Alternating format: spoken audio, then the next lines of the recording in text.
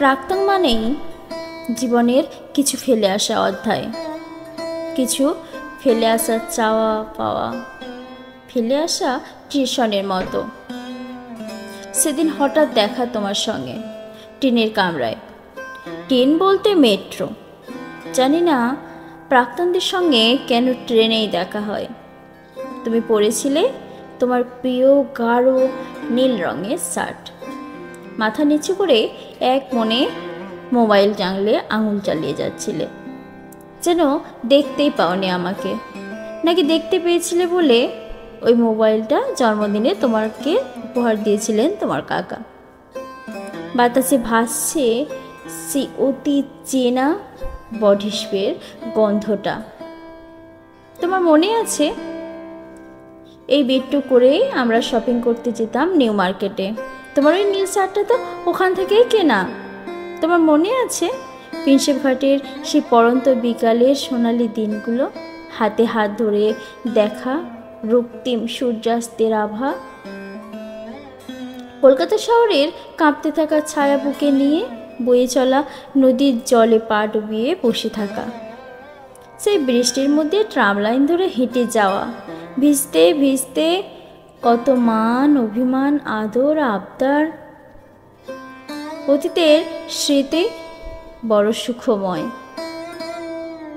তবে স্মৃতি আঁকড়ে বেঁচে থাকা ভালো না মন্দ তা আমার জানা নেই। আচ্ছা, নতুন কেউ এসেছে নাকি তোমার জীবনে? তুমি এখন তার সঙ্গে বেশ সুখেই আছো হয়তো। আমি সাধারণত মেট্রো লেডি সিটেই বসি, কিন্তু সেদিন কোনো রকমের দৌড়ে সামনে যেটা পেয়েছি সেটাতেই, তাই জেনারেলেই ঠাঁই হলো অগত্যা। ঠিক পাশের সিটেই বসে আছো তুমি। আমাদের মাঝখানে শুধু অচেনা একজন, মাত্র একজন। এত কাছ থেকে দেখলাম তোমাকে, ইচ্ছা করলেই হাত বাড়িয়ে ছুঁয়ে দিয়ে ডাকতে পারতাম।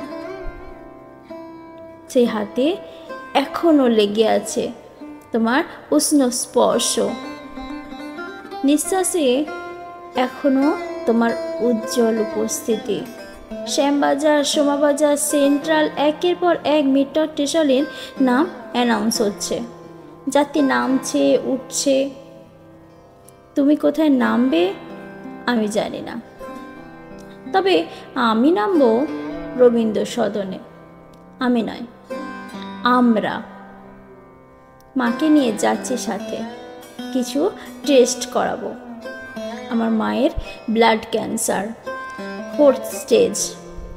রোগটা যখন ধরা পড়ল, আত্মীয় স্বজন হিতৈষী সবাই আস্তে আস্তে কেমন সরে পড়ল পাশ থেকে। ভেবেছিলাম তুমি অন্তত পাশে দাঁড়াবে, যেভাবে ভরসা দিতে আমাকে, বিয়ের পর আমার বিধবা মাকে দেখভাল করার। তাই সহায় সম্বলহীন আমি ছুটে গিয়েছিলাম তোমার কাছে। কিন্তু তুমিও যে এভাবে মুখ ফিরিয়ে নেবে তা আমি দুঃস্বপ্নেও কোনোদিন ভাবিনি। পরিস্থিতি বড় নির্মম, নিষ্ঠুর। এক লহমায় সে কঠোর স্বপ্নের জগৎকে ভেঙে ফালাফালা করে, আছড়ে ফেলে বাস্তবের কঠিন পাথরে। মত্ত বুনো হাতির মতো মারি দিয়ে চলে যায়। আজ হঠাৎ এভাবে দেখা হয়ে গেল, তুমি আমার এত কাছে বসে আছো, অথচ আমাদের মধ্যে এখন আলোক বর্ষের দূরত্ব। তোমাকে দেখে আমার মনে পড়ে যাচ্ছিল রবি ঠাকুরের সেই রেলগাড়ির কামরায় হঠাৎ দেখা।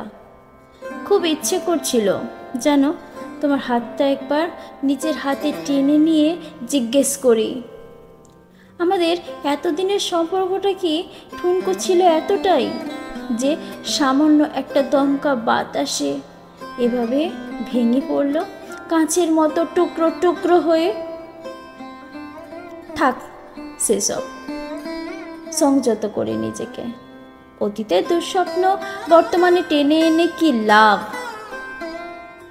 আমরা নামলাম রবীন্দ্র সদনে, তোমাকে নিয়ে ঝড়ের বেগে বেরিয়ে গেল ট্রেন। যাত্রা করলো যেন অনন্তের পথে। তোমার শার্টের নীল রং ফিকে হয়ে আসতে লাগলো আস্তে আস্তে। শার্টের বোতামগুলো হয়ে উঠল যেন অস্তমিত সূর্য।